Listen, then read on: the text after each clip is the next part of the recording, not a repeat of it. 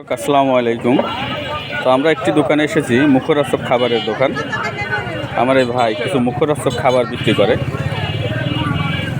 তো এখন মনে হচ্ছে তিনি আলুর যে চপ সেটাই ছাড়ছে। ভাই, এটা আলুর চপ ছাড়ছেন ভাই? ভাই, এর প্রাইস কত ভাই? আলুর চপ 5 টাকা করে বেচেন। আর কি কি বেচেন ভাই আপনি? সিঙ্গারা কত করে বেচেন? 5 টাকা পিস। আর পেঁয়াজু 25 টাকা শ। তো দর্শক, ভাইজান সিঙ্গারা বিক্রি করেন 5 টাকা, আলুর চপ 5 টাকা এবং পেঁয়াজু যেটা আছে সেটা বিক্রি করেন ভাইজান 25 টাকা শ।